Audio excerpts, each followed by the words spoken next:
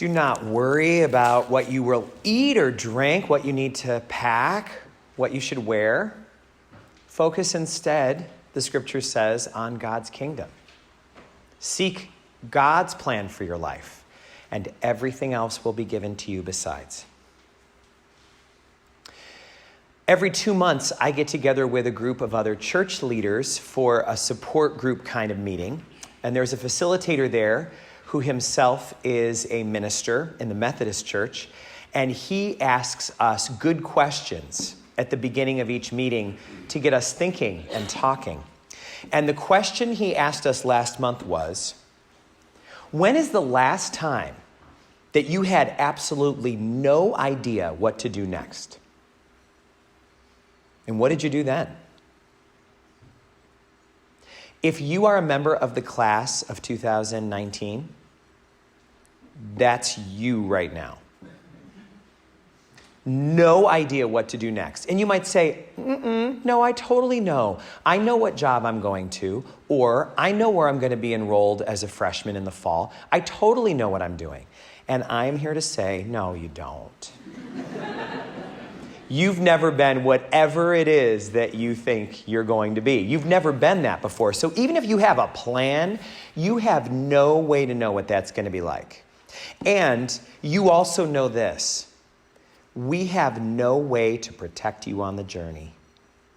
We can only remind you of what you've received so far.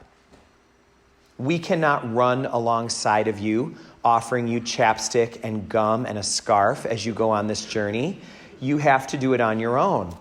And that is why that opening prayer that Bob DeRosier offered us was so poignant, where he said, this is really bittersweet. It's great, but we have to say, he said it. He goes, we have to say goodbye, though. And that's important that we honor that. So that question that our leadership coach asked us, when is the last time that you had no idea what you were going to do next? And then what did you do? That is exactly the kind of session Jesus is having with his leadership team in the gospel that we just heard. He is briefing them before they go out. And he is telling them, you cannot worry about the details, friends. You're in way too deep for that. You have to instead, he says, be willing to go blind and be willing to not know what is going to come next. And be willing to know that your loved ones, your family, they're going to be rooting for you, but they can't fix any of this for you. And they can't go on this journey for you. Most of the time, we can't even go with you in any way. You have to go on your own. And the advice that he gives is that you have to seek some things on your journey. Other things you have to leave behind. And a few things you need to take with you. And he is the master teacher, and this is his master class before he sends them out. So let's unpack what he might be saying to you tonight from those things. What are the things that you should be seeking as you go on your way? What are the things you should leave behind and not remember anymore? And what are the things that you should take along? Let's start with what you should take. You should take with you the awareness, or if this is a new idea, then this new idea, that the invisible world that God has created is even bigger than the visible world God made. What we can't see is greater and more powerful even than what we can. So that means you need to go out there expecting that life is going to have surprises, but they are going to be meaningful. One author has said, we need to start realizing that there are no interruptions in our life. That everything that happens actually is life.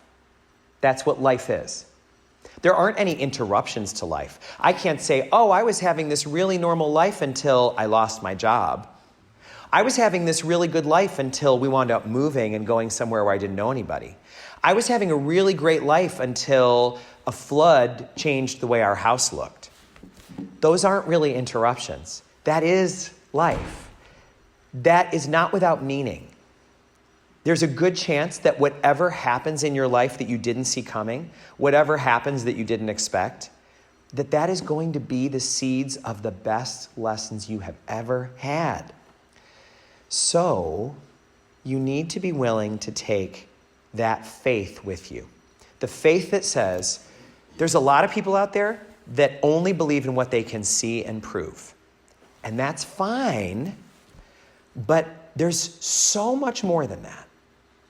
People of faith choose to deeply feel and know that God's invisible world is even bigger and more powerful than God's visible world. That is something you should take with you, because the visible signs of everything in your life are about to change. If you are heading to college, your dorm room is not going to remind you even a little of your house. Not even a little. Nor will the shared bathrooms and gang showers down the hall. They are not going to remind you of your bathroom at home. So it is a really good time to remember the invisible part of my life is greater than the visible. God's work that is unseen is even greater than God's work that is seen. The other thing I think you need to take with you is all of the lessons that you've already learned in your life, so that you don't have to relearn anything that you've already learned. Wouldn't it be a waste if you've already learned a painful lesson to forget that happened and then fall right into that trap again? That's why I love scars. I've got some scars I'm proud of. I haven't lived the most adventurous life, so some of you probably have way worse scars than I do, but I've got some good scars. And I love them because they don't hurt anymore. But each one of them is a story. Isn't that true? Every scar you've got is a story. And that is what you want as you go forward, to reflect on your scars, recognizing they don't hurt anymore. A scar means you've already lived through the pain of it. Now you just have the lesson from it. And the lesson is valuable. When you look at a scar, it's good to say thank you, because it wouldn't be called a scar if it weren't healed. And that means you get the lesson that was left by that. So let's talk about that. Any of those bad decisions you made where you trusted someone and now you look back and go, wow, that person really was not worthy of my trust. That was a bad decision. I should not have put that much trust in that person. I should be a little more careful in who I place my trust in the future. That's a gift. That's a scar. That's a lesson. The challenge will be for it not to close you down, but keep you open, just wiser. Any of those bad decisions you made that got you grounded for a long time, or led to you being suspended for a while, or maybe a bunch of detentions, anything where you paid a high price, like you thought this would be a good idea to do this with the car, and then you realized either getting in that accident or losing car privileges for so long made it not worth it. Those are scars, lessons that you get to take with you. And you should also take with you all of the kindness that people have shown you. I'm a big fan of the author Maya Angelou. You probably studied her in class. She was a great American poet, did everything. She was one of our great American heroes. She died about 4 years ago. Maya Angelou said that whenever she got up to give a big talk, she was even asked to do an inaugural address for President Clinton. She talked to more people than anybody else in the world. Whenever she was called forward to give a big talk, she would always say to everyone who had ever been kind to her, come with me. She'd say in her heart, I need you now. She would say to her grandmother, who died 50 years earlier, come on, Grandma, we're going. Go up there with me. I need you. And that's what you need to do. You need to say that to everyone who's ever been kind to you, to your pastors, to the great coaches, to the great teachers. You need to say, Mrs. Edwards, I need you to come up with me. I got to sing this solo. I want you by my side. Sing it with me. Mr. Loughran, I need you right now. Come up here with me. I need your help. And say it about your parents and your grandparents. Bring them with you. Don't forget that those kindnesses mattered and they changed who you were. Those are the things you should take. None of them are for sale at Bed Bath & Beyond or Walmart. The most important packing you're going to do is not going to be by making a list of all the things you want for your dorm or for your apartment or wherever you're going to be. The most important things you'll bring are things that you already have but may not realize are gifts. So then what should you leave behind? Well, the very best thing to leave behind is the baggage that we would call grudges. There is no reason to take anger and bitterness with you to a new place where all the people are new. That's a really bad decision to take that. You need to leave that behind. You know what I think a lot of us do? A lot of us get mad about something that happened in the past and think, my life would be different now if. If only that coach hadn't cut me from the team. If only that teacher hadn't caught me doing that. If only this person hadn't wrongly accused me. If only he or she hadn't broken up with me. But the truth is, there are no interruptions in life. Everything that happens is your life. I was once talking with a woman in my church who was diagnosed with cancer. And I said, I am so sorry that you have to deal with something so hard. And she said, Father, this is the hand I've been dealt. I intend to play it. That's a really good prayer for you right now. This is the hand I've been dealt. Did you get into your first choice school? Maybe. If you didn't, this is the hand you've been dealt. Play it. Don't be carrying around baggage from what didn't happen or what almost happened or what did. This is the perfect opportunity to forgive people who've hurt you, because there's a good chance you won't have them there every day reminding you of the hurt. So this is something wonderful. You just say, I'm not carrying that heavy baggage with me. I've got already a carload of stuff that's going with me. I'm not going to pack grudges in the trunk. I want my shower shoes to be there. I don't want to pack all of this baggage from people that have wronged me. I want to bring a bean bag, and I don't have room for a bean bag if I have all of these grudges. So that's something to leave behind. And this is something that a lot of people don't know. You don't even have to tell the person you've forgiven them unless it makes sense to. You can forgive somebody and they don't ever have to know it. Forgiveness is a decision you make to no longer carry the baggage.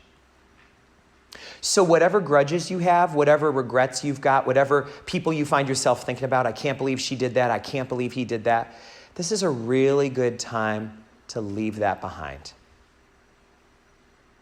Another thing to leave behind is anything that has caused you low self-esteem in your life. Anything that's caused you low self-esteem, any embarrassing memories, any things about yourself that you've been told not to like or that other people have maybe made fun of you for at an earlier time, it's time to leave that behind. You are going to be a brand new face wherever you go. And you are going to have a chance to make a new impression. And remembering that you have some quirk that other people made fun of in third grade is not helpful. If you were held back in first or second grade, let that go. No one's going to know that. No one's going to care, even if they do know it. If you've got some kind of embarrassment, there was some kind of sporting event where it was a championship and you're the one who blew it for the team, no one knows that where you're going. It's not important now. Something really interesting about me is that when I was your age, I weighed over 300 pounds. And that was something that I thought was going to be part of my life throughout my whole life, but I was able to find recovery from what I was going through. And I have to tell you that I am reminded all the time, oh my gosh, all these people in Coxsackie, they don't know that about me. They don't know that. So sometimes I'll be eating something, and I still have to be very careful. My weight is always going to be a problem in my life. But I'll be eating something, and somebody in my parish recently said, oh, Father, I wish I could eat like you. Man, I wish I could eat and stay thin the way you are, Father. And I thought, what? They didn't know. They don't know. The people where you're going are not going to know the embarrassing things that happen. And if you had some breakup and somebody sent pictures about you all over the school or said something, if there was some rumor that you've been dogged by, leave that behind. They don't know that. Don't live out of that. You are not the sum of all your past mistakes. You're much more than that. No one needs to focus on those things. You are going on a different path. Do you know what is really helpful? There's an author I love, spiritual author named Anne Lamott, and she said, always remember this. Everyone you meet is way more clingy and scared and lonely and needy than they're ever going to let on. Don't judge their outside behavior by how you feel inside. Inside and outside don't match. People are putting on a front. You are. Why wouldn't everybody else be? So that's really important to remember. Another spiritual author says, when you see someone, just say, just like me, they, and then fill in the blank. Just like me, this person would like to have friends in college. Just like me, this person wants other people to be kind. Just like me, it's really helpful. We're all in the same boat. There's a lot that you should take, but don't take everything. Make sure to leave some things behind. And finally, Jesus says, the most important work you're going to do on this journey is seeking. Taking, all right, that's all going to happen before you go. Leaving behind, that's the work of right now. But seeking starts when you go on that journey. You know what a lot of people are going to tell you? They're going to say, be sure to bring God with you. Don't forget to bring God on the journey. And that's very sweet, but that is Hallmark Channel. You can't bring God with you. Are you going to put God in your pocket? Where's God going to go? Here's the real story. God's already there.